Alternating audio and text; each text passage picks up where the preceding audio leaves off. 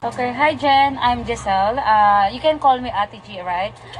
Just a head up, I'm recording this interview for school purposes, and but don't worry, I'll keep confidential. So this video presentation was look for a person who personally known to have encountered a moral dilemma. So ito nga, part ito ng klase namin, so naisip kita agad kasi hindi ka naman naiiba sa akin, di ba? So kilala na kita as magkapit-bahay. And syempre, medyo alam ko na rin yung story ng life mo. So, kaya kita naisip na interview niya. So, by the way, before we proceed to our discussion or interview, so you may introduce yourself first. Yes, sure. My name is Jenny, and I'm 30 years old. And me and Ate Giselle is magkapit-bahay na for more than years. That's it. Okay, so medyo nahiya pa po siya, guys. So, Jen, so moving forward, okay, at the age of 16, you become a mother, right? And at the age of 30, which is now, you have 4 children. So, for the first, to begin with an interview, can you tell us what is behind your story or something, brief story, or rather, we talking about dilemma that you have been encountered during at the young age mother? Okay, so yeah, actually when I was 16, I just got pregnant. So which is I am third year high school.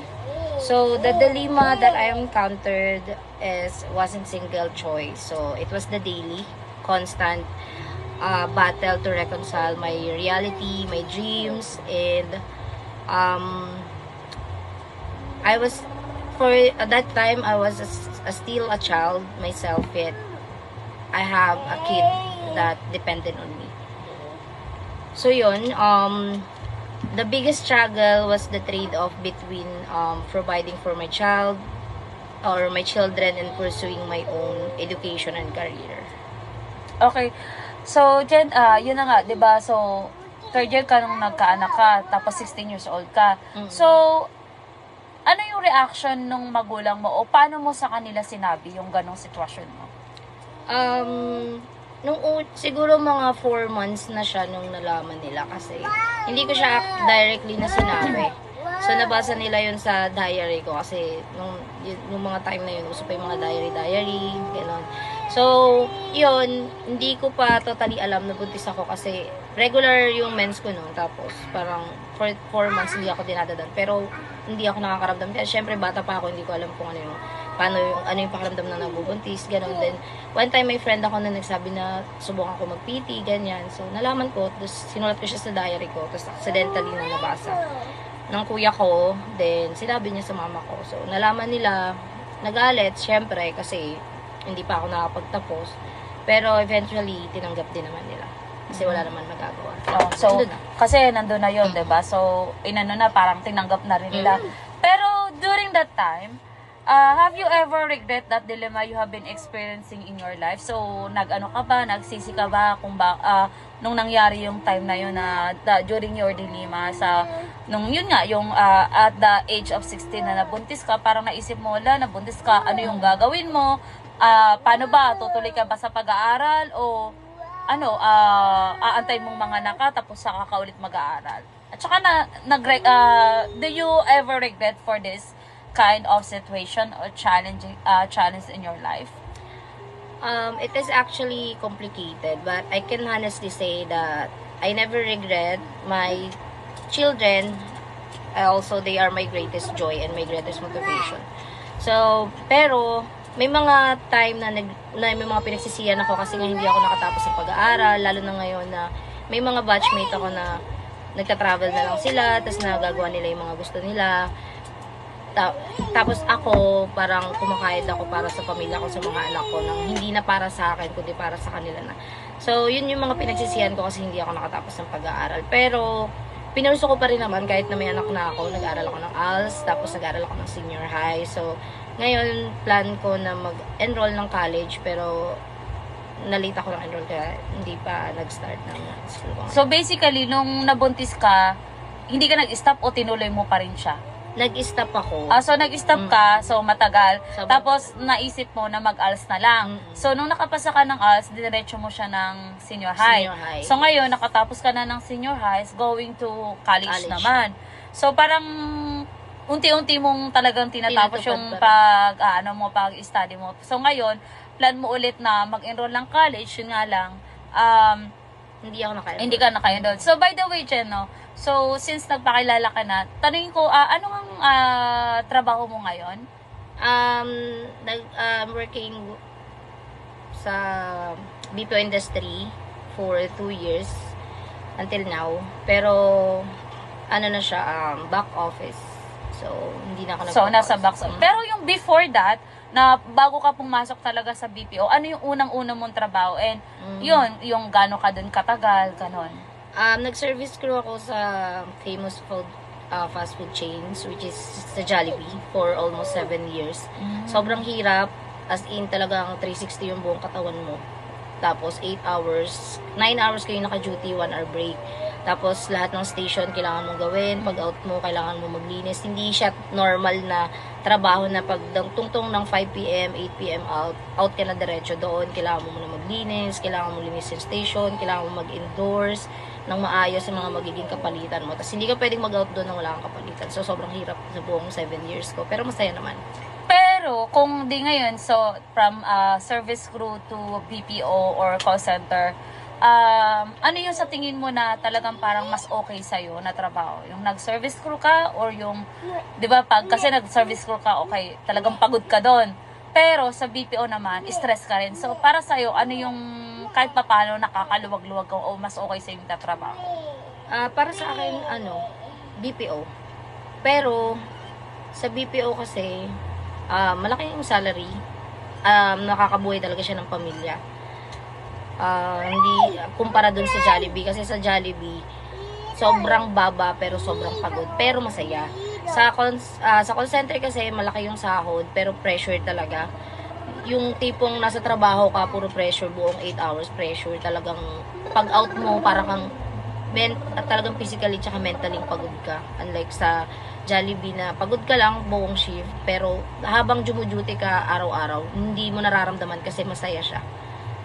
Sa call center kasi parang wala kayong ibang gagawin kundi mag-calls na mag-calls, tapos wala kang nakakausap. Parang ganun, parang yung buong pag-iisip mo na sa trabaho. Tsaka isa pa, 'di ba? Ngayon yung work mo is work from home. So mas parang na kahit pa paano nababantayan mo yung mga anak mo. So parang mas pabor sa yung pagiging work from home. Very So, convenient talaga ng work from home para sa mga tapos, katulad yung mga anak. isa pa, Monday to Friday lang. Unlike dun sa Jollibee is talagang shifting schedule ka kahit anytime, walang sinasabi na kahit Sabado, Linggo pa yan. Pag papasok ka, kailangan mo talagang pumasok. Talagang ang pasok doon 6 days. Tapos, kasi syempre, labag sa batas yung papasukin ka ng 7 days. So, wala talagang magagawa kundi pag day offen ka ng isang araw talaga. Pero, normally 6 days talaga yung pasok doon as in. Okay. So, for the next one, major part or decision you made, does it give you a lesson? So, yung sa nangyari sa mga buhay mo, ano kayong mga lesson o yung napagtanto mo na yung mga nangyari nga na mga dilemma sa buhay mo o yung nangyari nga ngayon? Rather say nung naging batang ina ka nung 16 years old. So, is there any give you a lesson?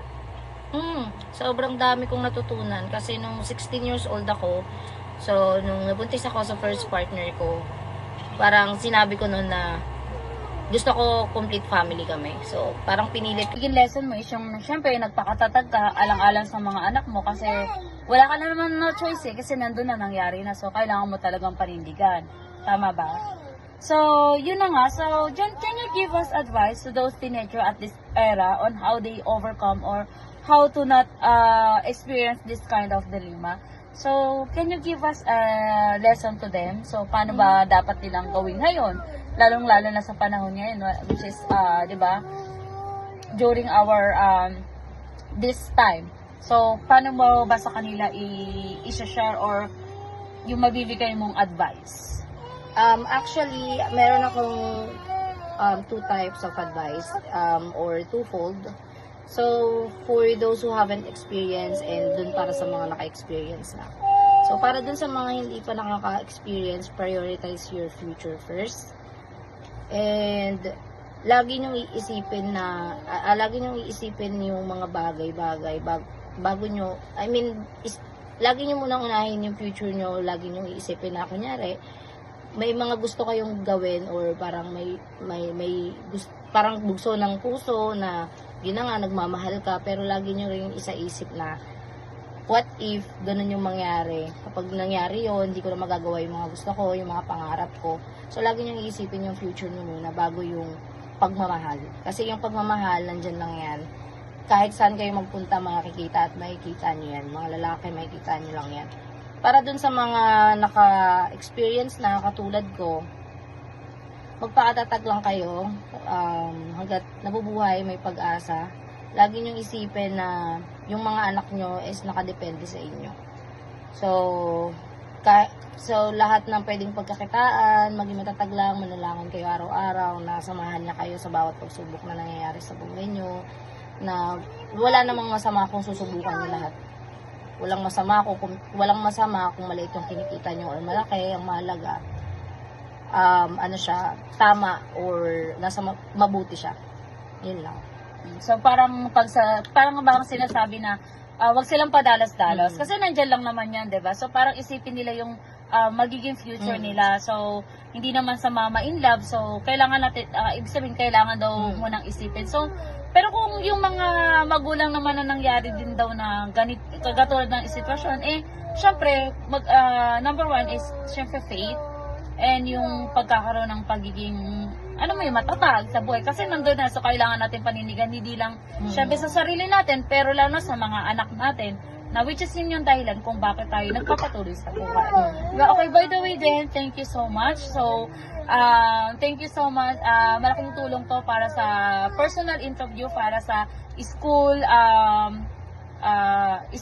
activities namin. So, sana maraming katulad mo na willing magpa-interview, willing para i-share yung buhay nila, para naman, alam mo yun, para rin ma-realize ng iba kung paano ba in real life.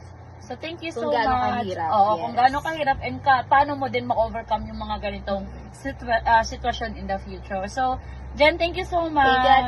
Bye. Every day, we face choices that shape our lives, often in ways we don't fully see. With each decision comes the weight of what we leave behind, the paths not taken, the what-ifs that linger. The real struggle isn't just in choosing, but in fearing regret. Yet perhaps life's challenge isn't finding the perfect path, but learning to live with our choices, finding meaning in the journey, and trusting that even missteps can lead to growth.